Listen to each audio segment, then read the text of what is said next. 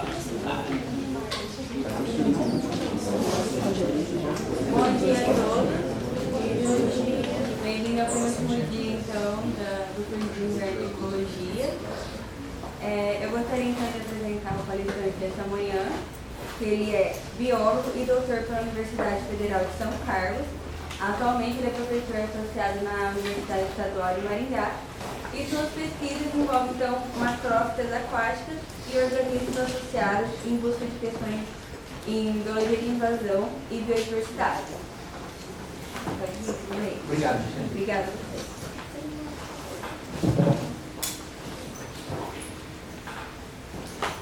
Bom dia a todos. Bom dia. Então é um prazer estar aqui. Eu agradeço o convite da comissão organizadora e do André. Venho para cá, eu sempre fico muito feliz de vir a Curitiba, uma cidade maravilhosa. Tenho meus grandes amigos aqui e ex-alunos. Michele foi minha aluna, o André foi meu orientado, aluno, e várias outras pessoas que se encontram. Então sempre é um prazer, eu agradeço a oportunidade de estar aqui com vocês mais uma vez, ok? Bom, como a Michele me apresentou, ela falou para vocês, trabalha com biologia das invasões, né, e usando macrófitas como organismo modelo, questão de biodiversidade. Vou falar sobre uma coisa que aparentemente não tem nada a ver, né? Então eu gostaria de rapidamente começar a comentar com vocês o porquê que eu comecei a abordar esse tema que eu estou apresentando aqui de manhã, né? E eu digo isso que, eu sempre, quando vou falar sobre isso, eu digo para vocês que, infelizmente, eu comecei a abordar isso. Eu gostaria de vir aqui para falar para vocês sobre o objeto da minha pesquisa, que é a biologia das invasões. Eu trabalho há muito tempo, tenho usado uma série de ferramentas, investigações in situ, experimentos, é uma coisa que eu gosto demais, de ciência propriamente dita. Infelizmente, nós estamos numa era, como vocês estão vendo, a era da negação científica, e que não dá mais só para ficar fazendo a ciência do dia a dia. A gente tem que sair um pouco do nosso laboratório e comentar um pouco sobre essas coisas, né? É interessante, quando o André teve aula comigo na graduação, há uns 12 anos atrás, né, André? A Michele, há 3 ou 4 anos atrás, algumas questões que eu vou abordar aqui com vocês, eu falava na minha aula, que eu dou aula de ecologia de comunidades na graduação, e eu me lembro perfeitamente, por exemplo, por que conservar a biodiversidade? Tem algumas razões para isso. Alguns de vocês podem saber, outros não, com maior ou menor profundidade. Quando eu falava isso nos meus alunos de graduação, eu nunca me esqueço que eu fazia a seguinte ressalva. Olha, gente, isso daqui eu vou falar para vocês porque é legal a gente, enquanto biólogo, saber, e se precisar a gente usa esses argumentos. No Brasil nós estamos longe disso, mas nos Estados Unidos, essa questão é séria, porque até qualquer projeto de lei que passa pelo Senado ou pela Câmara dos Estados Unidos tem argumentos sérios contra a conservação da biodiversidade. Nós estamos longe disso. Gente, eu falava isso, o ano passado eu falei isso, e por incrível que pareça, em questão de 1 ou 2 anos, tudo veio abaixo. E hoje nós temos no Brasil um fortalecimento gigantesco da anticiência, incluindo a conservação da biodiversidade. É incrível como tudo desabou em 1 ano ou 2 anos. Então, o que eu falei para vocês, por isso que eu digo que infelizmente tem que abordar esse tema hoje. O que eu falei para vocês não vale mais hoje. Hoje nós temos que falar não como um modelo dos Estados Unidos que nega a ciência, mas como um problema que nós estamos enfrentando no nosso dia a dia. Então, é uma infelicidade, mas nós temos que tratar desse tema. Ok? Eu sei que o público aqui é misto, eu perguntei para o André, ele disse que nós temos aí docentes de ensino médio fundamental, nós tenhamos isso. Nós temos alunos do último ano de graduação em biologia e pós-graduandos, ok? Pode ser que o que eu vou falar aqui para a maioria de vocês seja já sabido, mas é sempre bom, de qualquer forma, nós fortalecermos essas questões, porque o debate ele vai ficando e vai ficar mais forte no dia a dia. E a ideia é que nós tenhamos argumentos para, no nosso caso específico aqui, defender a biodiversidade, ok? Bom, abre esse longo preâmbulo, mas que eu acho necessário. Então, são esses 3 tópicos que eu vou discutir. O tempo aqui, segundo o que o André me falou, é de 40 a 45 minutos, eu acho que eu não vou passar de 45, ok?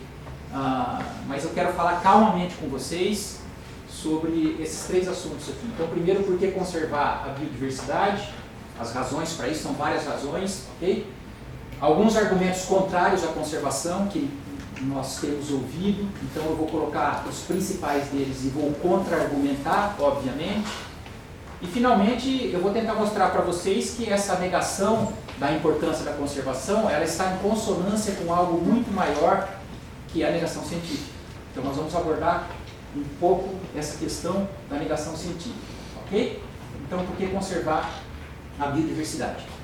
As razões da conservação, elas estão sendo estudadas por ecólogos, conservacionistas, filósofos, por pesquisadores, pensadores das mais diversas áreas. Eu vou resumir para vocês aqui algumas dessas razões que levam a defender a conservação da biodiversidade. Então, primeiramente, nós podemos pensar em razões éticas, né, do ponto de vista ético. Então, eu poderia resumir dessa forma aqui. Temos responsabilidade moral de proteger as espécies. O que é isso? O que é essa responsabilidade moral? De onde que vem essa razão ética da conservação? Bom, nós podemos primeiramente pensar numa ética do ponto de vista evolutivo. Eu creio que a maioria de vocês aqui seja biólogo e tem uma formação na biologia evolutiva. Aliás, evolução é tudo na biologia. Segundo Mayr, não há biologia senão a luz da evolução. Ok? A evolução é a base da nossa ciência, digamos, da nossa área. Se nós formos pensar do ponto de vista evolutivo, vocês sabem disso muito bem, parece papo de boteco, né? A extinção é para sempre, mas é verdade. A eliminação de uma espécie significa a eliminação de algo que não vai mais se repetir ao longo do processo evolutivo. Vocês sabem disso. Existe uma chance? Existe, mas ela é praticamente nula, é zero de que uma espécie volte a ser formada ao longo do processo evolutivo. Vocês sabem disso. Então, esse é um argumento ético. Extinção significa eliminar algo que jamais vai aparecer novamente no planeta. Uma outra razão ética, ainda de cunho evolutivo, é a seguinte: vocês sabem que se nós formos retroagindo assim, ao longo da árvore filogenética, nós temos um parentesco com as outras espécies, até chegar lá na célula fundamental, né, de que todo mundo, teoricamente, todas as espécies surgiram. Então, novamente, sobre esse aspecto, o Edward Wilson coloca o seguinte: é como a evolução nos dá uma unidade genética, é como se nós tivéssemos primos em primeiro grau, em segundo grau, em terceiro grau, em enésimo grau, ou seja, nós temos uma unidade genética, né, do ponto de vista evolutivo. Isso nos dá uma razão ética para a conservação, ou pelo menos para não nos dar o direito de exterminar as espécies. Okay? Bom, para nós enquanto biólogos, eu acho que para a maioria de vocês, para mim isso aqui já bastaria, mas é difícil convencer alguém com isso, obviamente. É muito difícil convencer alguém que não seja da biologia, mesmo porque hoje em dia você tem muita... nós temos a negação da evolução. Tem mais essa. Então, esses argumentos são muito difíceis. Vamos avançar um pouco, então, e ver uma outra linha de argumentação ético. Veja, eu estou na primeira linha, tá? Ética, do ponto de vista ético. Vamos pensar na ética religiosa. Ok? A ética religiosa nos diz o seguinte: se você crê que Deus criou todas as espécies, então eu te pergunto, qual o direito que o ser humano tem em exterminar algo da criação divina? Pense por aí. Então, essa é uma ética religiosa. Ok? Que, por sinal, foi usada parcialmente, pelo menos, na campanha da fraternidade da Igreja Católica no ano de 2017. Idiomas brasileiros de defesa do meio ambiente. Então, você vê que algumas religiões pegam isso já, esse mote, em defesa da vida. Então, essa é uma ética religiosa, que pode ser importante para alguns, mas não importante para outros. Né? Isso talvez ainda não seja convincente. Então, vamos avançar um pouco e pegar uma outra linha de raciocínio. Sair um pouco do campo da ética e pensar em economia, diretamente em saúde, bem-estar do ser humano, ok? Essa segunda linha de argumentação diz o seguinte, né? Nós temos aqui, a biodiversidade nos fornece inúmeros benefícios. Eu coloquei aqui a penicilina. Eu gosto da penicilina porque, pensa bem, né? Algum dia alguém estudou esse bolor, esse funguinho, que jamais imaginava que ia render um remédio que até hoje é usado. Vocês sabem que tem algumas bactérias que só sucumbem diante da penicilina, não tem ainda um antibiótico eficiente. Okay? Então, não vou me detalhar aqui porque vocês sabem muito bem disso, mas as aplicações da biodiversidade são incalculáveis, com benefícios diretos na indústria farmacêutica, cosméticos e vários outros produtos que ela nos fornece. A cada dia são descobertos novos produtos. Então, novamente, a extinção de espécies nos priva sequer de ter acesso a produtos que nós ainda não conhecemos. Ok? Então esse é um benefício direto, inclusive com resultados imediatos para a saúde e para a economia, por assim dizer. Tá bom? Bom, talvez argumentos éticos, benefícios para a saúde, para a estética ainda não convençam, né? Então vamos para a terceira linha de raciocínio. E essa daqui é uma linha que eu gosto de abordar com um pouco mais de profundidade, porque nós ecólogos trabalhamos muito com isso. Vocês aqui, inclusive o pessoal da pós-graduação, nós lá de Maringá, trabalhamos um pouco com essa linha aqui, né? Que é o seguinte: as comunidades e ecossistemas têm funções ecológicas, quer dizer, as comunidades, os ecossistemas, junto com os organismos, desempenham funções, eu vou mostrar para vocês. Como resultado indireto dessas funções, os seres humanos se beneficiam com serviços ambientais, ok? Gratuitamente. A natureza não cobra nada para isso. E nós temos vários benefícios, eu vou abordar um pouquinho mais detalhe isso, porque essa é a nossa área, afinal de contas. Okay? Então, as comunidades e ecossistemas têm funções ecológicas que se traduzem em serviços para a sociedade. Alguns exemplos. Eu só estou trazendo alguns exemplos para vocês, ok? Eu poderia dar mais, mas eu não vou me estender. Então, por exemplo, a fotossíntese é uma função ecológica. Fotossíntese das várias espécies, né, de plantas, de uma comunidade vegetal, por assim dizer, isso é uma função ecológica, ok?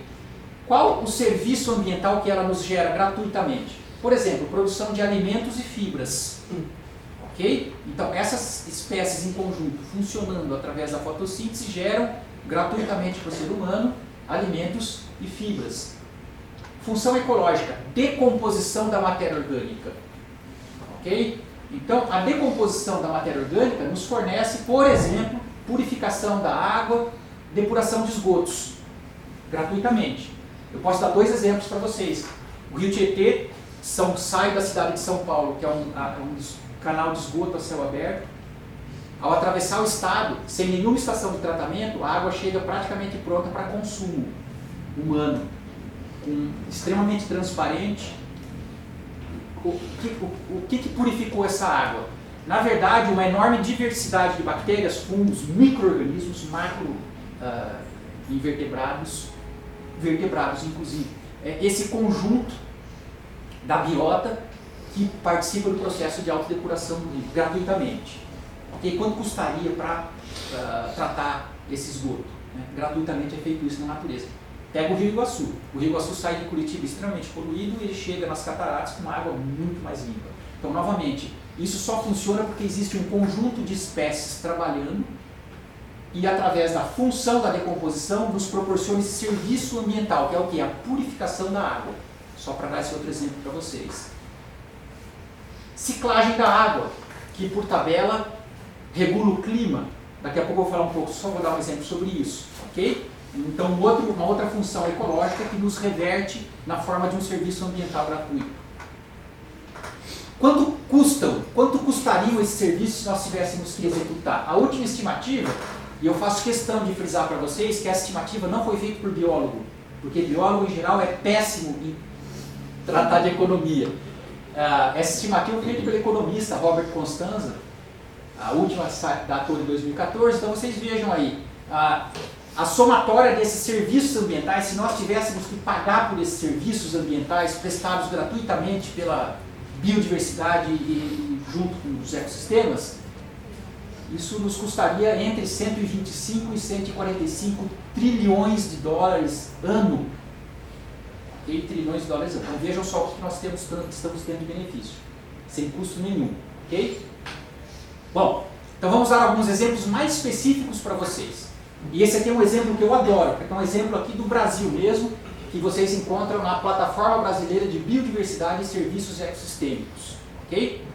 Vocês, como biólogos, sabem que a polinização depende de uma grande variedade de organismos. Então, mostrando aqui para vocês hemípteros, morcegos, abelhas, etc. e tal. Okay?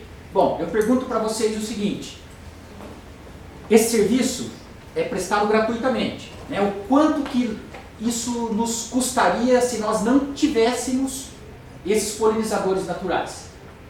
Para o Brasil, esse cálculo foi feito. Vocês devem estar se perguntando, como é que pode se fazer isso? É relativamente simples. Você pega uma cultura, por exemplo, que café, sei lá, que depende de polinização natural, você pode cobrir a flor de uma determinada, as flores de uma determinada árvore e impedi-la de ser polinizada e compara com a que não foi. Depois você extrapola isso para a produção. É um trabalho relativamente simples de ser feito, ok? No Brasil, chegou-se à conclusão que, dentre as 141 culturas agrícolas, 85 dependem da polinização desses vários organismos. O serviço da polinização no Brasil, em 2018, gerou 43 bilhões de reais. Então, vejam vocês, eu estou falando aqui de um serviço ambiental, só um serviço ambiental da polinização, 43 bilhões de reais. O que significa isso? Nós não temos muita noção de dinheiro, né? Basta dizer o seguinte para vocês, em termos comparativos. A reforma da Previdência, que vai mexer no bolso de milhões de brasileiros, ela vai gerar uma economia anual de 100 bilhões de reais. Então vejam, só a polinização no Brasil gera metade do que a Previdência inteira, o sistema vai gerar com essa nova regulamentação. Então é muito dinheiro, e aqui a gente está falando só da polinização. Ok? Bom, eu falei para vocês sobre regulação do clima. Vocês certamente ouviram falar sobre os rios voadores. A chuva que cai aqui na nossa região, digamos aqui, vamos pegar aqui Paraná, São Paulo, Mato Grosso do Sul, Paraguai, parte da Argentina, essa chuva vem da Amazônia, ok? É a água resultante da evapotranspiração da floresta que as correntes de vento fazem com que ela se desvie aqui nos Andes e essa chuva vai se precipitar aqui. Tanto a verdade que, se você for olhar em outras latitudes próximas às nossas, você vai encontrar muito deserto. Por que o Brasil não tem deserto? Por essa combinação única de floresta amazônica e Cordilheira dos Andes, ok? Porque se você derrubar a floresta, você planta soja no lugar, não é a mesma coisa, a evapotranspiração não é a mesma. Esse serviço é prestado pela floresta. Se derrubar a floresta, não tem como, ele vai deixar de existir. Qual o benefício que isso nos traz em termos monetários? Que eu saiba, não foi calculado ainda, não sei se a Márcia sabe, mas não precisa dizer para vocês. Simplesmente é tudo que acontece aqui, que depende de chuva, tem esse benefício aqui. É incalculável. Ok? Novamente, purificação da água ou geração de água limpa para o nosso consumo. A gente não precisa ir longe de Curitiba. Ó. Eu peguei isso aqui ontem, do site da Sanepar. Visita a área preservada, revela de onde vem a água para Curitiba. Corte essa vegetação, acabe com a vegetação, você vai ver o custo que vai ter para purificar a água. Ou um exemplo que eu gosto muito de Florianópolis, né? Isso aqui é a Lagoa do Peri. Eu fui visitar, por exemplo, eu gosto desse lugar que eu achei fantástico. Essa água aqui, André, para tratar essa água, é um tratamento primário, é incrível. Eles simplesmente filtram as algas e adicionam, sei lá, cloro, um pouco de flúor e já vai para a população. Cerca de 170 mil pessoas dependem da água dessa lagoa. Então, qual que é o custo, ou melhor, qual que é a economia que a preservação dessa área dá para a cidade de Florianópolis? É uma economia gigantesca, você não precisa tratar água. Ok? Você não precisa tratar água. Então, é uma economia gigantesca que gera a conservação dessa área em torno da Lagoa do Peri. Então, veja, são benefícios que nós temos gratuitamente. Tá bom? Então, resumindo o que eu falei até agora para vocês, nós temos aí nós temos razões do ponto de vista ético, tanto se você considerar a evolução ou a religião, nós temos benefícios diretos na forma de produtos químicos, remédios e por aí afora, e nós temos os serviços ambientais gerados pelo funcionamento dos ecossistemas junto com a biodiversidade dentro dos ecossistemas, ok?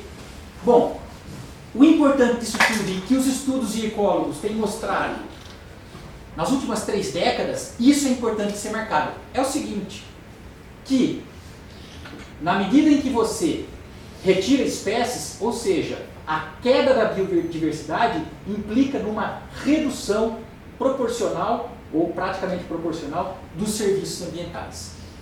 Esse gráfico que eu mostrei para vocês, ele não é resultante de um trabalho, é uma meta-análise que saiu de 355 estudos independentes. Uma meta-análise, para quem não sabe o que é um estudo que sintetiza vários trabalhos independentes. Nesse caso foram 355 experimentos feitos individualmente e eles mostraram de forma, digamos, significativa, por assim dizer, para usar uma linguagem mais adequada, que na medida em que você retira espécies, existe uma queda dos serviços que nós adquirimos a partir daquela comunidade ou daquele ecossistema. Ok?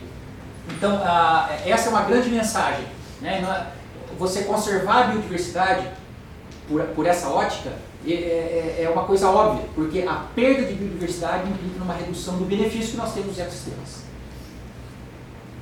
Tá bom? Bom, então, essa primeira parte, por que conservar a biodiversidade, espero que vocês tenham argumentos para justificar, né? Bom, apesar disso, hoje, a cada dia que passa, a gente vê surgirem novos argumentos contrários à conservação. Eu vou resumir 3 desses argumentos aqui para vocês e vou colocar os contra-argumentos, ok? Então, o primeiro deles, eu me lembro muito bem que foi bastante utilizado na reformulação do Código da Vegetação Natural. Certamente vocês, isso aconteceu lá há 7 anos atrás, a maioria de vocês talvez não tenha acompanhado isso, eram muito jovens naquela época, né? Nós tínhamos o que chamava de Código Florestal do ano de 67. No ano de 2008, 2009 ele começou a ser debatido e houve uma mudança que foi aprovada em 2012. Finalmente, em 2016, foram julgadas algumas ações de inconstitucionalidade, todas foram, digamos assim, rechaçadas, então esse código entrou em vigor. De qualquer forma, são 10 anos de discussão aí e ele foi aprovado em 2012. Eu lembro da discussão desse código em 2012, os deputados que eram favoráveis, liderados pelo Aldo Rebelo, inclusive, que era do Partido Comunista do Brasil, ele era favorável, ele propôs, inclusive, essa mudança de código. Uma das questões era a seguinte, sobre a redução ou não da largura da vegetação ciliar, que nós sabemos que é muito importante você ter mata ciliar. E um dos argumentos, eu lembro perfeitamente, eles falavam o seguinte: não há dado científico nenhum para mostrar que mata ciliar é importante, que 30 metros de mata ciliar é importante. Ou seja, não tem dados científicos. Isso é uma grande falácia, ok? Então é uma enorme falácia. Dados comprovando a importância da vegetação ripária, que serviu de base para isso aqui, eles datam nos anos 60. Eu não vou colocar aqui para vocês todo o histórico sobre isso, mas em 1960 já tem dados muito robustos mostrando isso. Então eu vou me limitar a mostrar somente um trabalho, que é bem modesto, como vocês estão vendo. Ele usou 822 observações independentes, quase 1.000 trabalhos independentes, e mostrou de forma significativa que a vegetação marginal reduz a erosão do solo durante picos de fluxo de água. Eu poderia mostrar aqui vários, dá para dar uma palestra só sobre isso, na verdade, né, sobre os benefícios de vegetação ciliar e por aí afora. Okay? Vou mostrar só esse aqui para vocês. Então, claro, esse argumento que não existem dados científicos, existem sim, eles estão aí, basta querer usar. Okay? Essa questão da vegetação ciliar, né, no Brasil, se você for ver como a gente está atrasado, né, discutiu-se isso agora há 5 anos, se discute hoje.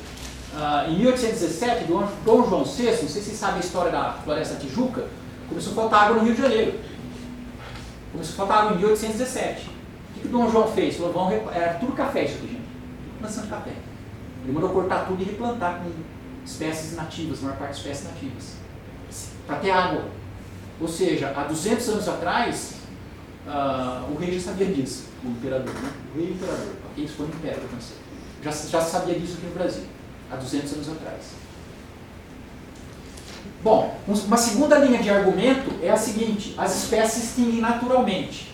Isso é verdade, nós sabemos, vocês são biólogos, né? A gente sabe de várias extinções que ocorreram ao longo da evolução. A questão não é essa espécie se extingue naturalmente, nós temos que perguntar o seguinte: as extinções aumentaram diante da presença do ser humano? Essa que é a pergunta. Naturalmente elas se extinguem, é óbvio.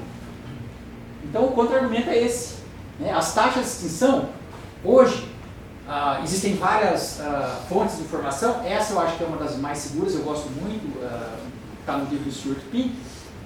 Segundo o Stuart Pin, elas são no mínimo 100 vezes maiores do que os dados do passado nos indicam. Isso aqui, só para vocês terem uma ideia, foi baseado nas aves. Por que aves? Por duas razões. Uma, que a ave deixa vestígio, né, os ossos se fossilizam, é fácil de você saber quando uma espécie surgiu e quando que ela desapareceu no passado. E hoje em dia também tem uma enorme vantagem para você fazer as comparações, porque muita gente gosta de ave, então tem um monte de gente observando ave, você sabe quantas espécies deixam de ser observadas anualmente. E de acordo com essas observações, então isso indica que o fato das espécies se extinguirem naturalmente é verdade, só que quem propõe isso nega a outra parte da verdade, que as extinções atualmente são muito superiores, são provocadas pelo ser humano. Então isso aqui você pode rechaçar tranquilamente. Okay? essa terceira linha de raciocínio tem surgido com um vigor gigante. Aliás, isso aqui foi o que me estimulou a preparar essa palestra para esse ano, no começo do ano. Vou contar um pouquinho a história disso aqui. No fim do ano, eu estava agora no ano novo, por sinal, conversando com um grande amigo meu, que é da área de TI, né, Tecnologia da Informação, e ele do nada chegou para mim, sabe que eu sou biólogo, e falou assim: ô Ney, você que trabalha com conservação, com ecologia, você não acha que está certo a gente exterminar a espécie? Eu falei: de onde que vem isso? Cara, eu falei, por quê? E a resposta foi essa, né? Ele deu essa resposta aqui pra gente, ó. Porque você sabe, você é evolucionista, e Darwin já, olha só, Darwin já falava que o ser humano é superior, é desse jeito, né? As espécies superiores dominam as outras, então o ser humano é superior, nós temos... Gente, eu vi isso, tomando cerveja. Eu comecei a conversar com o cara, né, no fim do ano, comecei a conversar com o cara tal, e é lógico que quando eu comecei a dar alguns argumentos biológicos, ele se retirou. Mas isso me deixou chocado e me fez ver que a gente tem que falar sobre isso. Eu comecei a me perguntar, né, de onde saiu isso? Rede social. Né? Rede social. Essa pessoa é uma pessoa, depois eu fui ver uma pessoa de direita, então certamente... Isso foi me chamando a atenção para o seguinte aspecto: de alguma forma isso está sendo disseminado. Está sendo disseminado. E com argumentos simplórios desse jeito. Quem não entende, engole. Fala, o ser humano é superior, a gente tem direito de exterminar. Ok? Então, gente, eu ouvi isso, tá? Por isso que isso que me estimulou a começar a falar sobre a questão da conservação. Vamos analisar um pouco essa questão que é muito séria. Isso daqui, gente, é uma extensão do darwinismo social. O darwinismo social diz o seguinte: você é pobre, você merece ser pobre, porque você é inferior, né? Você não tem condições de superar as suas limitações. É uma extensão do darwinismo social. E não se esqueçam do seguinte: esse argumento aqui foi usado por Hitler, a formação da raça superior. Quando eu comecei a falar isso com o cara, ele ficou meio espantado. Hitler usou exatamente esse argumento.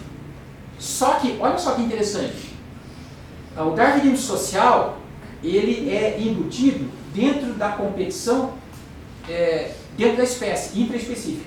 Então, o ser humano tem o direito de pisar em outro ser humano. Esse argumento jogado na conservação, a diferença é essa. Esse argumento, ele é usado para eliminar outras espécies. Então, não é só, segundo o darwinismo social, algumas classes de ser humano são superiores a outras, então nós podemos pisar nessas outras classes. Na questão da conservação, não. É a espécie humana, né? O Homo sapiens é superior a outra espécie, então nós temos o direito de eliminar as outras espécies. Ok? Vocês vão ouvir se não ouviram ainda. Bom, então, contra-argumentos. Esse é o primeiro grande contra-argumento. Na verdade, quem sobrevive é o mais apto e não o mais forte. Começa por aí. Ok? Num caso de uma catástrofe, você acha que o ser humano vai conseguir sobreviver? Uma catástrofe nuclear? Barata é muito mais fácil. Bactéria, barata, certamente tem maior chance de sobrevivência do que a espécie humana. Além disso, do ponto de vista ecológico, pensa-se muito em competição. Fala-se pouco numa outra interação que nós chamamos de facilitação, né? São as interações de facilitação, que são relações interespecíficas positivas e têm sido demonstradas como sendo tão ou mais importantes do que as relações competitivas. Tem inclusive trabalhos, aqui no caso não, claro, entre várias espécies mostrando isso, mas mesmo, digamos, dentro da sociedade mostrando que grupos corporativos que colaboram têm maior chance de sucesso que grupos de pessoas que competem. Então a colaboração parece melhor do que a competição. Isso coloca por terra o argumento colocado anteriormente. Ok? Bom, a despeito disso, né, nós temos ainda, as pessoas continuam a contra-argumentar. E no caso específico da negação da biodiversidade, é aqui que eu quero chamar a atenção de vocês, da conservação da biodiversidade, eu quero chamar a atenção de vocês, isso está num contexto maior, que é a negação científica. Não está isolado, né? Então, quando você começa a ver negação da conservação da biodiversidade, de onde ela surge, ela está num contexto maior, que é o de negar vários aspectos bem estabelecidos dentro da ciência. Então, a negação científica, gente, já é objeto de estudo por parte de filósofos, psicólogos, cientistas de várias áreas também. O que é a negação científica? Rejeição de fatos e conceitos suportados pelo consenso científico em favor de ideias controversas. O que é o consenso científico? O consenso científico não é verdade. A ciência não trabalha com verdades absolutas. O consenso é o seguinte: numa determinada área, o conjunto de cientistas que trabalham com aquilo, em sua maioria, suportam um paradigma ou uma ideia. Isso é consenso. Ok? Isso é consenso. É natural que na ciência, em qualquer área, nós tenhamos uma maioria de cientistas que suportam uma ideia e uma minoria que não suporta. Isso é natural. Ok? Então, o consenso é esse, é quando a maioria suporta uma determinada ideia. A negação científica rejeita o consenso. As motivações são várias. Pode ser por questão religiosa, como é o caso da evolução, interesse econômico, que é o caso que eu vou abordar com maior detalhe na sequência, porque é o caso específico aqui do tema nosso, que é a biodiversidade, político, autoproteção contra fatos que perturbam a mente, é muito comum, que é uma coisa que você não quer concordar com aquilo, você simplesmente nega o fato e acha que você está certo. Então são vários motivos para a motivação. E ele opera da seguinte forma, né? Baseia-se em emprego de distorções da verdade, né? Distorções da verdade, então inventa fatos, interpretações falsas e pseudocientistas. Ok? Olavo de Carvalho, não precisa dizer nada para vocês, por exemplo. Ok? Bom, alguns exemplos de negação científica que nós estamos observando hoje em dia. Negação do Holocausto. Com todas as provas, olha, você tem o conjunto de evidências para que o Holocausto aconteceu é gigantesco. Você tem depoimentos de pessoas, você tem campos de concentração preservados, você tem fotos de pessoas mortas, são vários registros, é inegável. E tem um grupo de pessoas que nega todas essas evidências. Negação do HIV. Tem gente que acha que a AIDS não é provocada por vírus. Negação da eficácia de vacinas, consequências drásticas. A Terra não é mais plana, né? Então estamos negando a natureza semisférica do nosso planeta. Estamos não, alguns estão. Negação das mudanças climáticas. Vou falar um pouquinho mais sobre isso. Negação da teoria da evolução por questões religiosas e da biologia das invasões. O Jean chegou aí e sabe disso. E, finalmente, o que nos interessa é a negação da conservação da biodiversidade. Então vejam vocês que a questão da negação científica é ampla. A cada dia surge uma coisa diferente que está sendo negada. Ok? Os prejuízos, gente, se você falar assim para mim, olha, o que interessa o cara acreditar se a Terra é plana ou não? Até hoje eu não consegui ver algum... Eu vou chamar o cara de ignorante, tudo bem. Mas, digamos, além disso, eu acho que não sei se traz grandes consequências para a gente. Não sei. Pensem nisso e vocês podem me convencer do contrário. Então é uma questão mais teórica, posso estar errado, não sei. Por enquanto, ainda não. Mas você pensa nos prejuízos que nós temos. Aumento do preconceito contra o judeu, por exemplo, a questão do Holocausto. Perda de vidas, negação de AIDS e da eficácia das vacinas. Isso aqui, gente, semana passada vendo TV. Juro, eu devia ter gravado aquilo. Uma senhora super humilde, super simples, perdeu 2 filhos por uma doença bestinha dessa. Entrevistaram a mulher, aquela pergunta estúpida de repórter, como é que você está se sentindo? Ela respondeu, eu achei que era uma questão, ela falou assim, olha, se eu tivesse vacinado meus filhos, eles estariam salvos hoje. Uma dessas doenças bestas que matam. Então vejam, perda de vidas, piora das condições ambientais e aumento das catástrofes, como nós estamos vendo que são as previsões. Por quê? Em decorrência de mudança, negação da mudança climática e negação da conservação da biodiversidade. Nós temos prejuízo direto. Então a negação científica traz prejuízo sim para os seres humanos. Não é só uma questão teórica não, de gostar de ciência ou não. Nós temos consequências práticas disso. Ok? Tanto é que esse artigo eu recebi ontem, coincidentemente, coloquei para vocês agora. Está saindo agora aqui na Nature Human Behavior. Comentei sobre ele com o André, o Bini que me mandou, nem acabei de ler ainda. É um trabalho, gente, que diz que, o título já diz aí, ó, estratégia para a gente rebater a negação científica. Então agora os cientistas começam a correr atrás do prejuízo. Porque durante 2 décadas que surge a negação científica, isso aqui começou a surgir lá atrás, gente. Há 20, 30 anos atrás. Agora chegou nesse pico. Mas aos poucos, os negadores científicos foram trabalhando, inclusive buscando formas de convencer os trouxas, outros trouxas. Certo? Agora os cientistas se deram conta que a coisa é séria. Então tem muita gente trabalhando, usando a ciência, inclusive, para ver qual a forma mais eficaz de combater a negação científica. Esse artigo saiu agora, vocês vão encontrar em 2019. Ok? Pretendo ler ainda esses dias. Vamos pegar um caso específico do aquecimento global, que é um caso muito estudado na negação científica. Né? Então, eu não vou falar sobre o porquê da negação, a nossa questão aqui é da conservação, então daqui a pouco eu falo sobre a conservação. Mas vocês sabem, existem dados robustos de que o aquecimento global existe e que ele é causado pelo ser humano. Ok? Existem dados robustos. Vou mostrar para vocês, existem já, em função do IPCC, do painel intergovernamental para mudanças climáticas, né? Une centenas de cientistas do mundo inteiro, então tem relatórios e mais relatórios. A cada relatório que você pega, você vê que o nível de consenso é altíssimo. Esse foi um trabalho resumido aqui no caso, centenas de estudos novamente, entrevistas com cientistas, chegou a essa conclusão, como vários outros semelhantes. Há 97% de consenso em estudos publicados sobre clima de que o aquecimento global é causado pelos humanos. Ou seja, 97% dizem sim. 3% acham que não. Isso que é saudável na ciência. Mas esse é consenso científico? Você vai acreditar nos 3% ou nos 97%? Essa é que é a questão. Ok? Então, olha uma coisa mais interessante que esse estudo mostrou que eu quero colocar aqui para vocês. Olha só que interessante. Se você colocar aqui, ó, especialização em ciências do clima e consenso entre os cientistas, nossa, olha que coisa! Quanto mais o cara entende de clima, maior o consenso sobre que o aquecimento global é causado pelo ser humano. Que coisa estranha, né? É óbvio, gente. O que isso nos traz de lição? Traz o seguinte: se você não é da área, é claro que você não sabe o que você fala. Por que aumenta o consenso entre cientistas do clima? Porque o cara sabe o que ele está falando, ele estuda aquilo. Ok?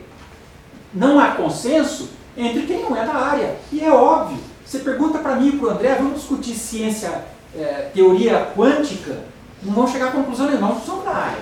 É óbvio. Então você pergunta sobre o clima para um especialista de clima. E 97% diz que é o aquecimento global causado pelo ser humano. Ok? Novamente, isso aqui é resultante de dezenas de estudos independentes. Estudos independentes que perguntam para os cientistas. Veja, tem entrevista em cima disso para ver o consenso, de onde sai esse consenso. Né? Aí é o que eu falo para quem nega a ciência e nega o aquecimento global. Vamos ser coerentes. Não vamos negar seletivamente. Você não acredita que o aquecimento global está acontecendo, porque o cientista que trabalha com aquecimento global diz que sim, em sua maioria, seja coerente. Nega a ciência como um todo. Quando você tiver uma dor de cabeça, não toma uma aspirina, que ela é baseada na ciência. Nega o conhecimento médico. Né? Se você tiver uma doença qualquer, procura um curandeiro. Agora, os negadores da ciência, eles negam seletivamente. Eles negam seletivamente. Então, assim, o aquecimento global não me interessa, eu nego. Eu levo uma facada, eu vou para o hospital Albert Einstein, que tem ciência por trás para me tratar. Aí interessa a ciência. Aquecimento global, não, isso não me interessa. Então, não sejamos seletivos. Né? Se você nega a ciência, nega de uma forma geral. Não usa celular, que tem teoria da relatividade por trás, e por aí vai. Bom, eu acho interessante quando a gente fala de aquecimento global, olha só isso daqui, ó. Cientistas liderados por esse cara aqui confrontam ambientalistas que defendem o aquecimento climático. Lembra que eu falei para vocês lá as formas usadas para defender a negação científica? Uma delas, pseudocientistas, né? Esse cara aqui, ó, ele se vende como professor, doutor da USP, Universidade de São Paulo. Eu vi isso aqui e falei, deixa eu ver esse cara, baseado naquele gráfico lá de quem estuda clima, vamos ver o que esse cara faz da vida, né? De repente ele é um grande climatologista. Entre 2013 e 2019, ele tem 5 artigos científicos, sendo um deles publicado em uma revista com certo impacto. Um! O cara não é da área, gente. Ok? Ele é um pseudocientista. Ele não pode ter essa força que ele tem aqui. Ok? Então tem a ver com esse gráfico que eu falei para vocês. Esse cara ele não é um climatologista. Embora se venda como. Não, a prática dele não é essa. Os dados mostram. E é esse cara que vai no Jô Soares. É esse cara que é chamado para ir no Senado para discutir essas questões. Ok? Para piorar um pouco a situação, vocês veem o que está acontecendo aqui. Ó. Agronegócio banca palestra de céticos sobre mudança. Então, interesse econômico ainda por trás. Juntamos duas coisas, uso de pseudocientista com interesse econômico. para desmistificar a ideia, para tentar desacreditar a ideia do aquecimento global. E vocês sabem o que está por trás disso, né? Interesses econômicos e políticas ambientais que nós acabamos não empregando em função disso. Então, um prejuízo imediato para a sociedade brasileira. Okay? E nós já conhecemos como é que isso funciona. O uso de pseudo-cientistas. A indústria do cigarro, gente, nos anos 50, tinha uma grande briga, porque não se sabia, à época, que cigarro causava câncer de pulmão. E a indústria pesada usava a propaganda como essa daqui, ó. Então o médico, ou seja, veja, a ciência está dizendo isso. A ciência está dizendo, mais doutores fumam Camel do que qualquer outro cigarro. Tá aqui, uma propaganda dos anos 50. Então isso aqui é usar, digamos, o nome da ciência contra algo que já se sabe. E é o que está acontecendo hoje com o aquecimento global, biodiversidade e por aí afora. Então, propaganda contra, usando pseudocientistas no caso.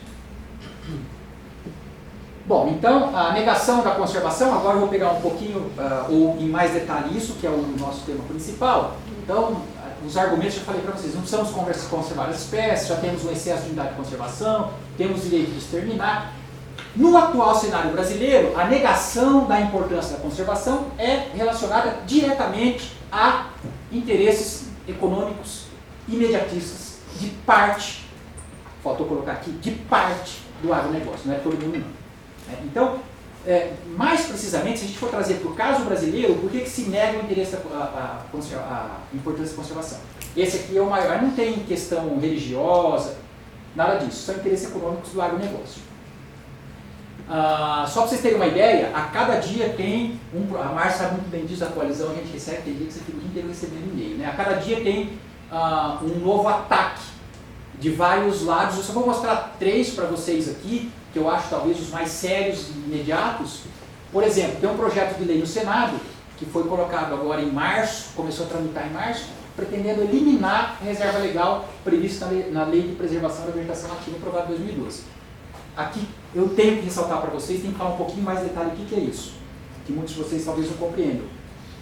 Nós tínhamos um Código Florestal, como eu falei ainda há pouco no início da palestra, que regia, digamos, a conservação e o uso do solo em propriedades rurais do Brasil ou de áreas naturais de 1967. Ele foi discutido depois de uma ampla discussão entre ambientalistas, cientistas, produtores rurais, a sociedade de uma forma geral.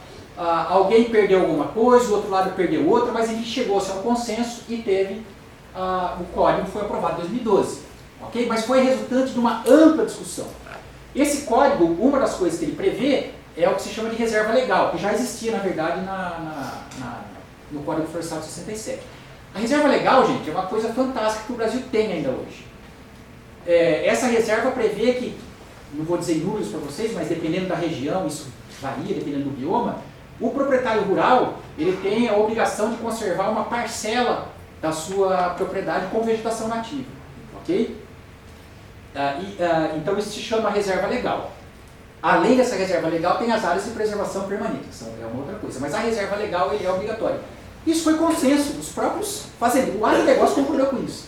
Ok? Pois bem, do nada chegou um projeto no Senado, em maio de 2012, eu falei maio de 2012, é o PL 2362, pretendendo acabar com a reserva legal. É simples assim. Algo que ficou 10 anos sendo discutido, veio um cara chamado Márcio Bittar e o outro Flávio Bolsonaro, 2, né? Do nada, gente. Tentando terminar com algo que foi 10 anos discutido e houve consenso até com os fazendeiros. Então, elimina-se. Você pode perguntar, o que isso significa em termos de eliminação da vegetação?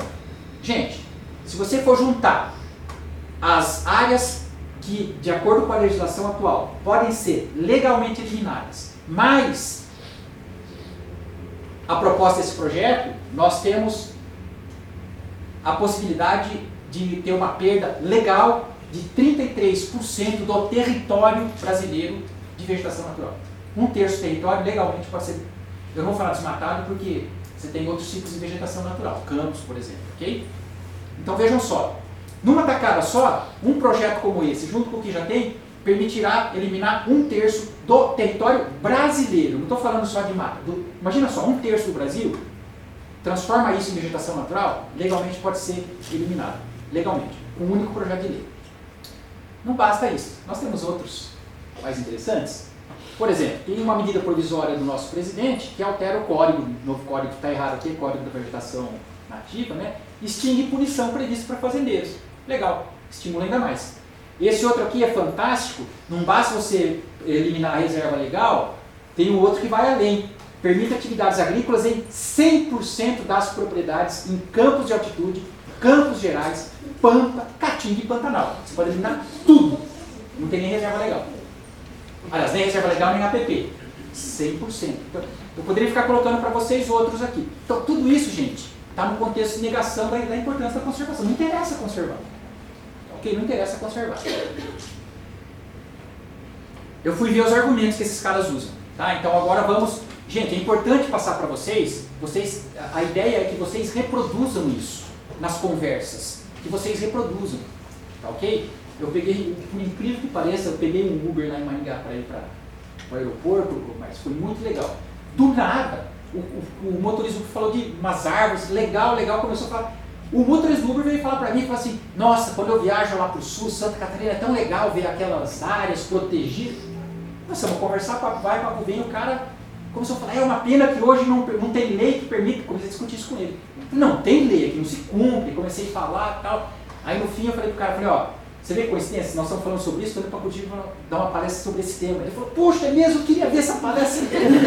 Enfim, então eu acho que é legal a gente reproduzir, ter esses argumentos. Então, nós vamos procurar os argumentos que esses senadores, quem defende a eliminação da vegetação natural, usam. Então, o primeiro deles, argumento 1, o aumento, você pode pegar o projeto lá do Vitale e do Bolsonaro, vocês vão encontrar isso daqui, tá? 1, o aumento da produção agropecuária depende da expansão das fronteiras, eu errei aqui, gente, agrícolas e das fronteiras agrícolas, ok? Ou seja, depende de aumentar o desmatamento. Como se fosse o seguinte, eu desmato mais, no lugar eu planto e aumento a produção. Ou seja, a produção cresce proporcionalmente ao aumento do desmatamento. Isso que ele quer dizer aqui. Será que é verdade isso? Vamos analisar.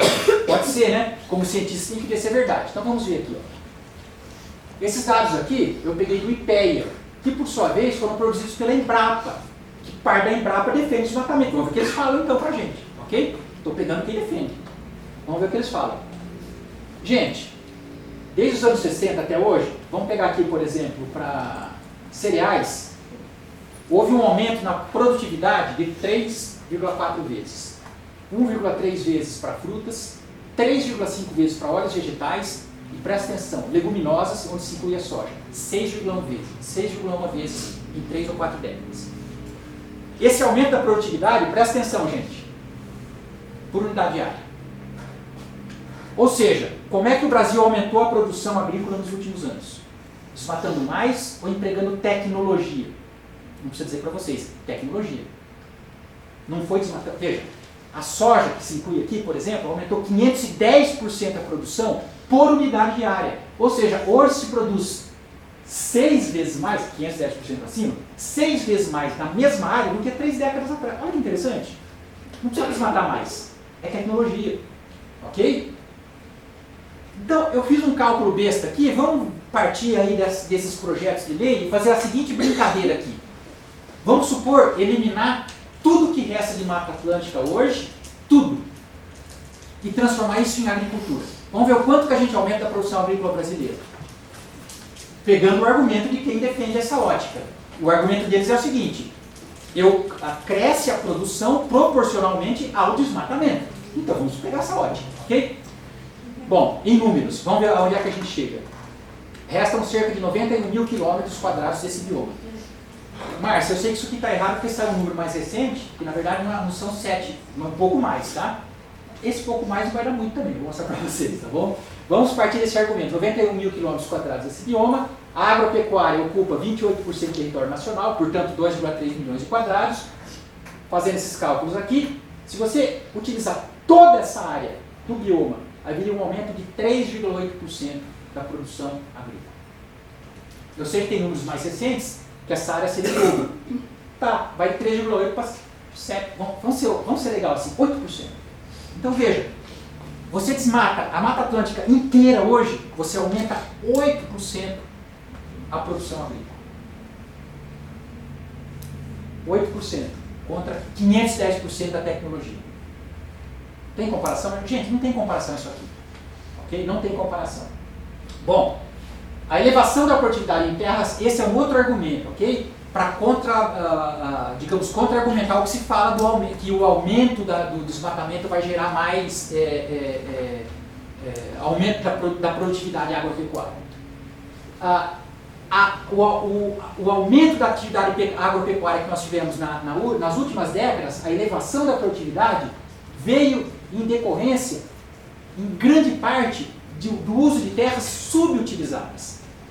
Esse trabalho aqui mostra que se nós no Brasil só utilizarmos na agropecuária as terras hoje que estão sendo subutilizadas, nós temos a produção suficiente para alimentar a população brasileira pelas próximas décadas. Se vocês viajam, vocês podem notar o seguinte: vocês não vão muito para o interior de São Paulo, eu ando por aquela região, minha família é de lá. É super comum você estar viajando, você passa por áreas em que você vê não tem produção agrícola e não tem produção pecuária. São áreas subutilizadas. O fazendeiro prefere deixar por várias razões, ou porque a terra não é tão produtiva, mas ela pode se tornar produtiva. Então vejam, esse trabalho aqui mostra que, além do aumento dessas, digamos, da produtividade por unidade de área gerada por uma melhor genética e tal, o uso de terras terras abandonadas também foi responsável pelo aumento da produção agrícola. Ou seja, não se precisou desmatar mais área. Ok? Vocês falam, e a pecuária? Mesma coisa. Olha que interessante essa figura da pecuária. E nós estamos falando de tão longo prazo assim, de 1990 até 2015. 25 anos, olha o que aconteceu com a área de pastagem em milhões de hectares. Foi caindo. Quer dizer, usa-se cada vez menos áreas de pastagem. E olha que interessante, a produção de carne aumentou. Por quê? Melhora-se a ciência, a técnica de manejo. É isso que aumenta a produtividade também no caso da pecuária. Existem dados mostrando que atualmente a produtividade do setor pecuário, ele poderia ser até 3 vezes maior, simplesmente melhorando a técnica de manejo do gado. 3 vezes. Ou seja, o Brasil já é um dos primeiros, se não for o primeiro produtor de carne do mundo. Nós poderíamos triplicar essa produção sem desmatar 1 metro a mais. Simplesmente melhorando o manejo do gado. Olha que coisa impressionante. Ok? Então, gente, esse argumento de que o aumento da produção agropecuária depende da expansão das fronteiras agrícolas é falso. Está claro? O que aumenta a produção, o que aumentou a produção agrícola no Brasil foi a ciência. Técnica de manejo, genética, é isso que aumenta a produtividade. Não é mais desmatamento ou redução da vegetação nativa. O segundo argumento é o seguinte, também está no projeto de lei dos nossos amigos. Né? Países desenvolvidos também exploram o agronegócio em grande escala. Então eles usam esse argumento, falam assim, ó, a gente não pode ficar para trás. Isso aqui vai nos colocar no primeiro mundo. Né? Então a promessa é que nós fiquemos aqui. Olha só, Estados Unidos, Canadá, Austrália, né? Eles também exploram muito o agronegócio. Então a promessa desse discurso é que nós estejamos aqui. O interessante é que quando nós pegamos os dados das Nações Unidas, os dados planetários, eles nos mostram o seguinte, que os países que mais dependem de commodities não são os países que estão aqui em cima, são esses aqui. Olha que interessante. Então não é o que os dados nos mostram. A promessa do projeto de lei é o seguinte, olha, se a gente aumentar o desmatamento, nós vamos produzir mais e isso vai nos aproximar do primeiro mundo. Pelo contrário, vai nos aproximar do terceiro mundo. Olha aqui, ó. Tá? Interpretem essa figura da seguinte forma. Quanto mais vermelho for o país, mais ele depende das commodities, na qual se inclui matérias-primas básicas como minerais e produtos agrícolas. Ok? Então vejam, esse discurso também é falacioso, é mentiroso. Ok? Os países que dependem de commodities são os mais pobres e não os mais ricos. Tanto é verdade que as próprias Nações Unidas reconhecem nesse relatório, é impressionante como eu nunca vi ninguém, rádio CBN, ninguém comentar sobre isso, está disponível na internet. Esse relatório das Nações Unidas, um relatório global, coloca isso, traduzir para vocês. a problemática das commodities continua sendo uma grande preocupação no século XXI. Eles colocam como um problema, não como uma solução. Exatamente pelo mapa que eu acabei de mostrar para vocês. Ok? Então, alguns exemplos aqui. Um iPhone corresponde a 130 sacas de soja. Você já pensou numa coisa dessa? Um negocinho assim, ó. Você precisa 130 sacas de soja para você comprar um iPhone. Ou se você preferir, eu gosto desse exemplo aqui. Ó. Um caça produzido pela Embraer, 160 milhões de dólares, corresponde a 2,4 milhões de sacos de soja. Ou seja, você precisa, imagina só, uma área gigantesca em hectare para o que equivale a o que um avião vai gerar em termos de divisas para o Brasil. Então é óbvio que vale a ciência. Ok? O que vale a ciência. Além disso, o que interessa é o quanto, em termos percentuais da economia, os países dependentes das commodities têm, ou qual a porcentagem deles. Então, você vai falar para mim, os Estados Unidos têm agronegócio desenvolvido? Sim, o Canadá tem. Mas o quanto que isso representa do total da produção deles? Um pouquinho só. Essa que é a diferença. Né? Não é o total que interessa, mas qual que é a porcentagem que as commodities ocupam em relação à sua produção total. Então, é claro, quando você vai lá ver a economia dos países desenvolvidos, eles produzem commodities, mas isso representa um mínimo comparado aos produtos de alta tecnologia que eles produzem. E por isso que eles são ricos. Não é por causa das commodities, por causa da tecnologia. Então, o argumento 2, de que países desenvolvidos também exploram o agronegócio em grande escala, é falacioso. Ok? Argumento 3, é o último. Tem vários outros, mas basicamente se resume nesses 3 argumentos que os defensores dessas mudanças usam. Né? A expansão do agronegócio traz empregos e renda para a população. Então, como esses deputados são muito preocupados com a pobreza, eles querem resolver o problema da pobreza. Vocês sabem, eles são assim, eles se preocupam com a população de uma forma geral. Né? Assim, dane-se fazendeiro, pecuarista, eles querem resolver o problema da população. Coitados, né? Então, eles colocam isso. Olha, se a gente desmatar mais, tirar a vegetação nativa, aumenta-se o agronegócio, todo mundo vai ficar mais rico. Né? Vamos ver se isso é verdade. Pegando o mesmo relatório das Nações Unidas, que trazem dados globais sobre essa questão, eles nos mostram o seguinte, olha que interessante aqui, ó.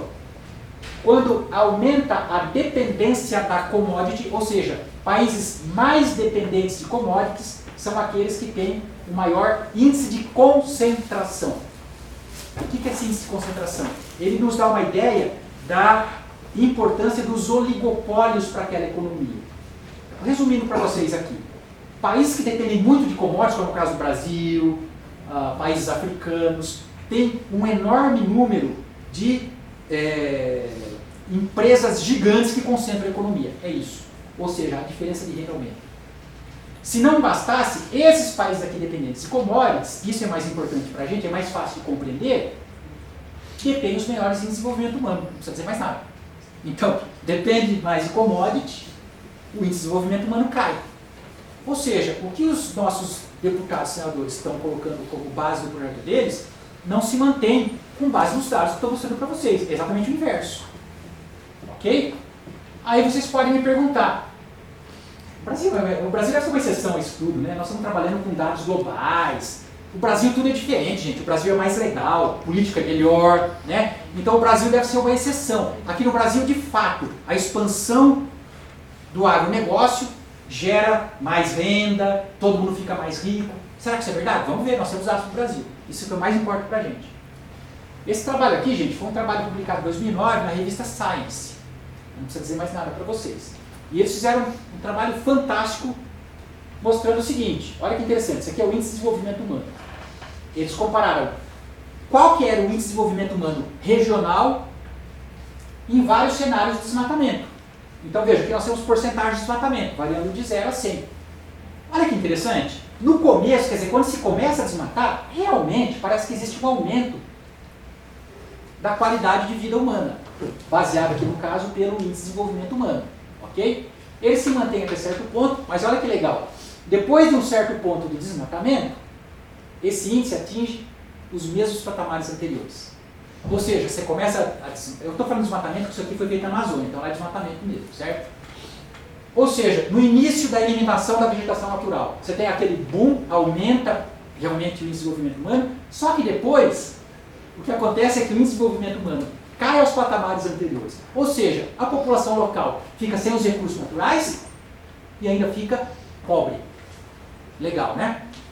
Esses dados aqui, gente, eles quase não são robustos, tá? Simplesmente se baseiam em 286 municípios da região amazônica. Ou seja, pegou a região amazônica inteira. Então vejam, o mesmo cenário que nós mostramos em termos globais, ele se repete no Brasil. Ok? E esse cenário diz o quê? Expansão de agronegócio leva à pobreza. É o que está nos mostrando aqui. Então o argumento 3, de que a expansão do agronegócio traz empregos e renda para a população, também é falso, é fake. Bom, em resumo, existem a famosa take-home messages, né? Então, resumindo o que eu falei para vocês, existem evidências robustas sobre a importância da conservação. Mostrei a primeira parte da palestra, espero que vocês tenham se convencido sobre isso. A despeito disso, o valor da conservação passou a ser negado. Isso está em consonância com a negação da ciência, né? De uma forma geral. No Brasil, em particular, a negação é associada à expansão do agronegócio. É um caso muito particular. Finalmente, mais importante, né? Unir agronegócio e tecnologia traz benefícios reais para a economia e para a conservação. É isso que interessa. Isso é possível e desejável, como eu mostrei para vocês. Para não ser injusto com todo o setor de agronegócios, vocês podem ver isso daqui, saiu recentemente, representantes do agronegócio e ambientalistas defendem código florestal. Então existe uma parte do setor que está em consonância com essas ideias que eu coloquei para vocês de conservação.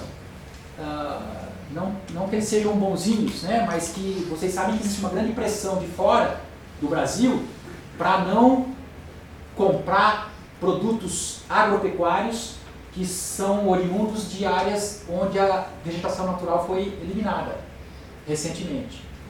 Então existe uma parcela do setor que realmente defende essa conservação. E parece que quem mais concorda com essas mudanças de código e com a eliminação da vegetação natural nem são, em sua maioria, agropecuaristas, mas são fazendeiros que querem usar madeira, né? Então o cara usa, depois deixa lá a terra, e mineradoras.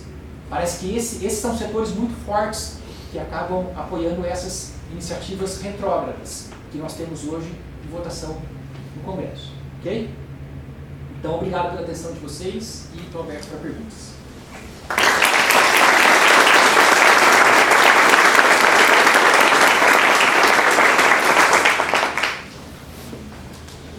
Alguém tem alguma pergunta? Antes de fazer perguntas, só queria colocar uma coisa para vocês. Eu não fiquei colocando referências para não ficar chato a palestra, ok? Mas para cada uma dessas informações que eu passei para vocês, elas são oriundas de fontes seguras, né? Então eu tenho tudo aqui, se vocês quiserem, tem inclusive nos últimos slides, eu tenho algumas dessas informações. Se quiserem algo mais específico, por exemplo, podem me pedir por e-mail que eu mando.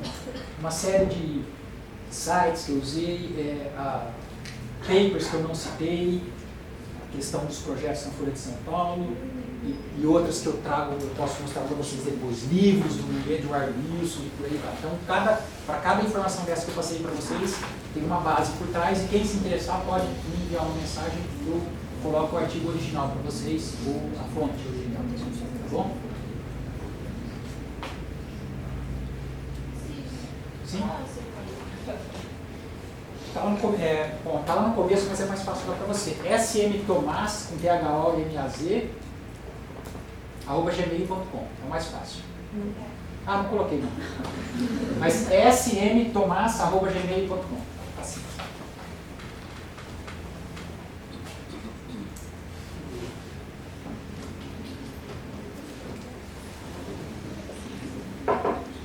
Bom, enquanto ninguém pergunta... Você fala. Não, pode falar. Bom dia, meu querido. Parabéns. Como sempre, brilhante sua apresentação. Obrigado. Entusiasmada, empolgante.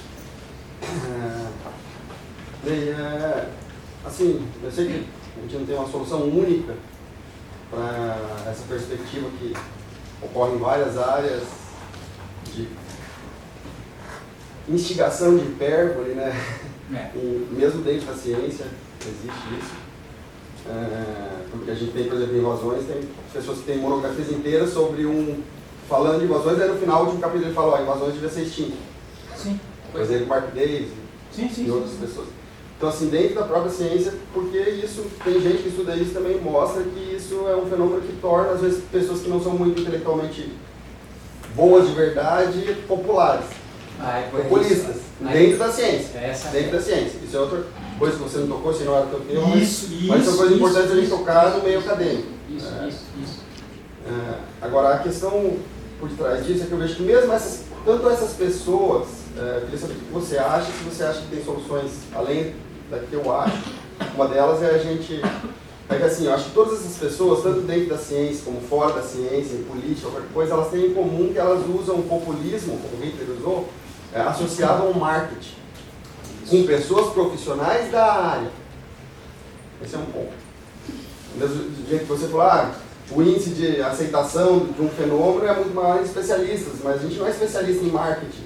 Exatamente. Por isso que talvez quando você ajunta alguém de marketing com essa questão, você torna o cara popular de várias formas. Às vezes a pessoa é boa de marketing naturalmente mesmo. Eu conheço muitos cientistas que não tem a desenvoltura que você tem para falar em público, por exemplo, e é muito bom também, mas ele nunca vai conseguir expor essas questões, né? Mesmo que ele entenda muito da área de conservação, outras coisas. Então, assim, eu não sei, eu acho que uma das coisas, talvez das soluções, uma delas, né, são várias, mas a gente tentar se associar com o pessoal, dentro da academia mesmo existe cursos de marketing, propaganda e tal, e a gente fazer uma propaganda positiva, uma agenda positiva, a gente sempre fala, André, sobre isso, né? A gente fazer, mas a gente também tentar se associar com outros mecanismos. Eu não sei se você tem outras soluções além dessa, assim, mas eu acho que essa é uma interessante. Queria então saber se você acha, o que você acha disso, Sim. Se você acha que eu estou certo ou errado, e se você acha que existem outras possibilidades além disso. Sim, Jean, na verdade a gente está correndo atrás de prejuízo. E mais uma vez eu tenho que falar bem do meu ex-orientador Chico Esteves.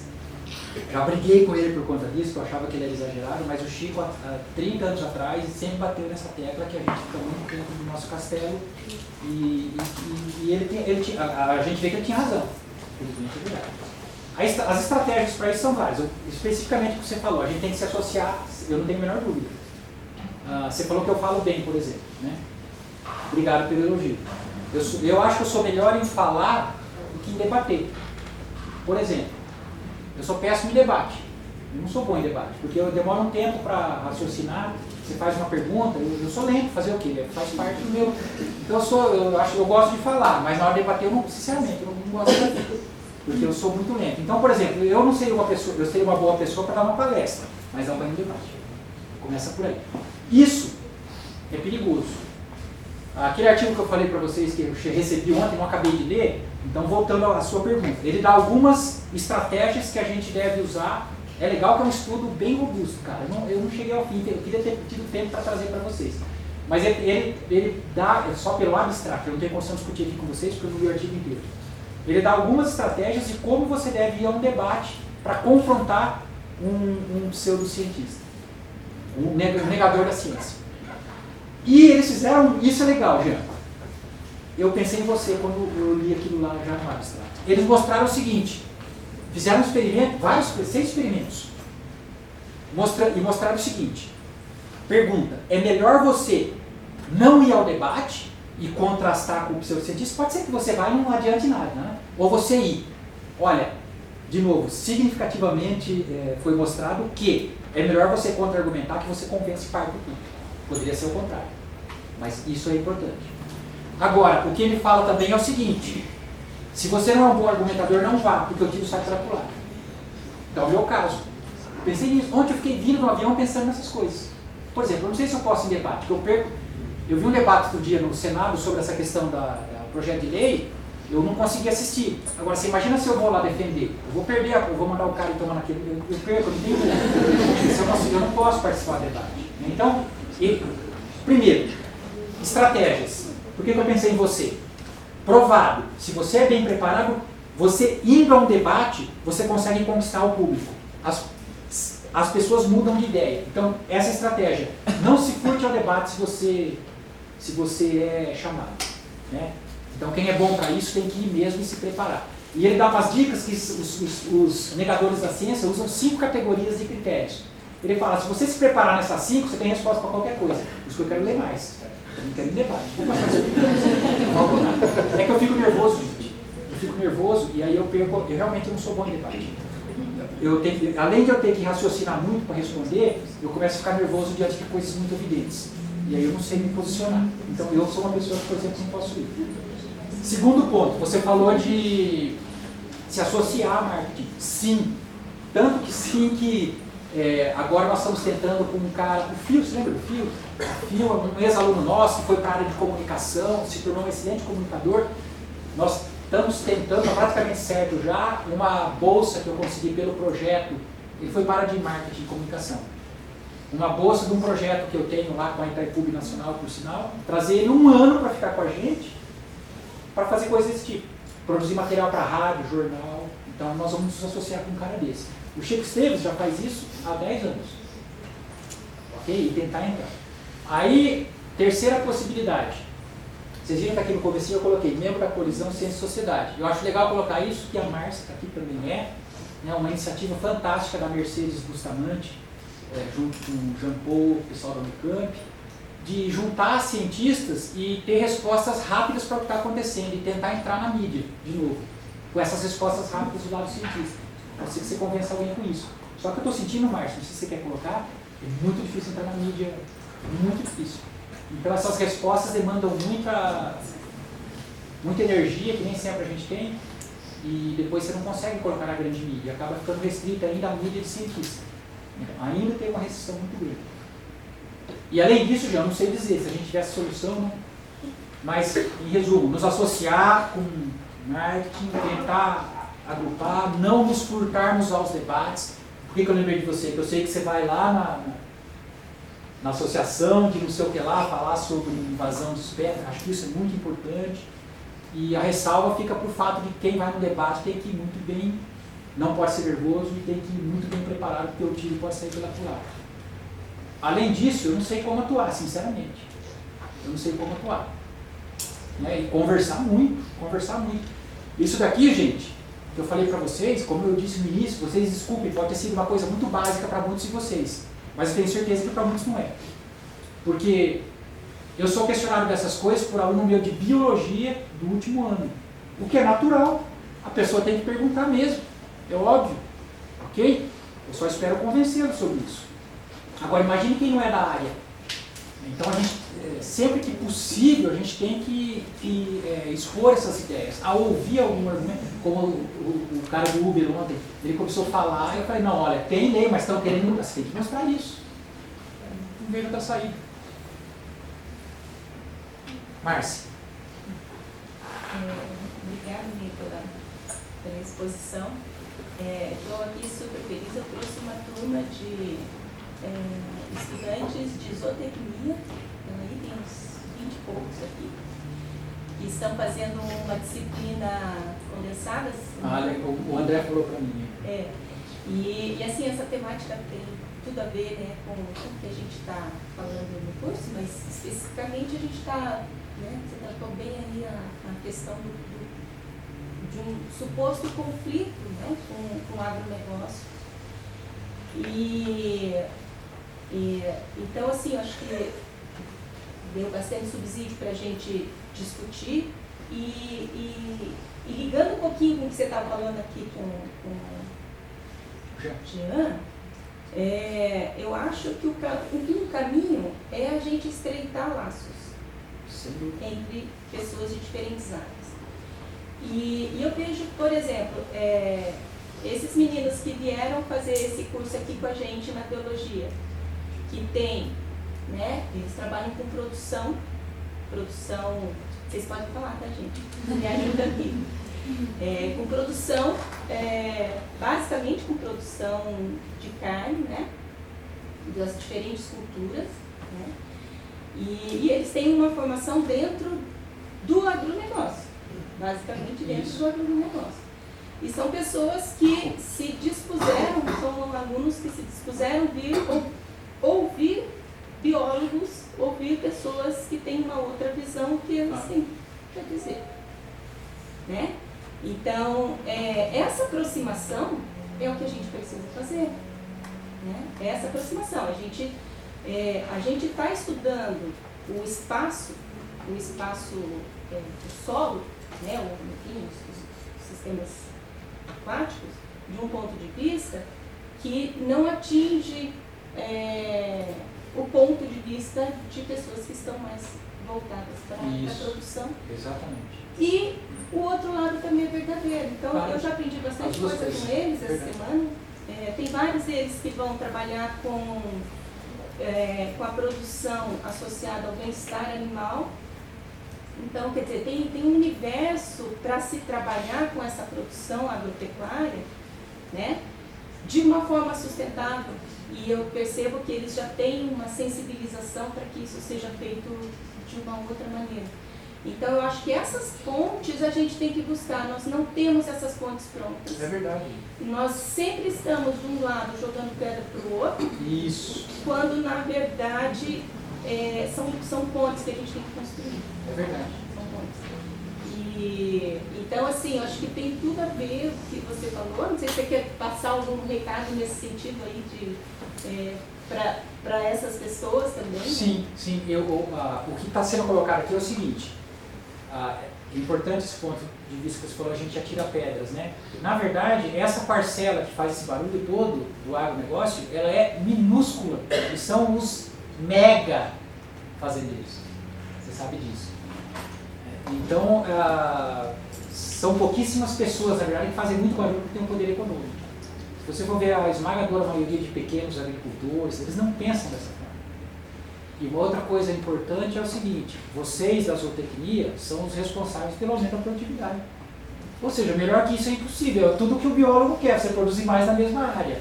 Né? Então, graças a esse trabalho que vocês fizeram, eu mostrei aqui a questão da carne, ômega 3, várias vezes, e pode aumentar mais ainda, é o trabalho que vocês fazem.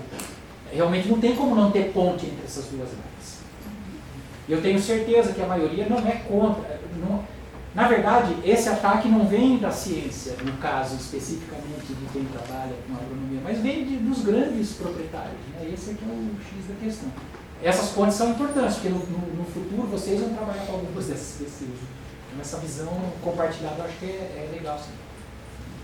Então, dentro do nosso curso, a gente tem a ciência de que, de fato, não é mais necessário você desmatar essa quantidade absurda, porque a produção não está relacionada à área, e sim aumento de tecnologias, trabalho científico. Isso. A gente tem isso.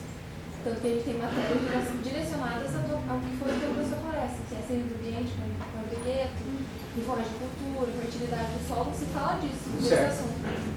E a gente vê pessoas que não tem nada a ver com a área, não estudam, ainda tem esses pensamentos antigos. Retrógrados.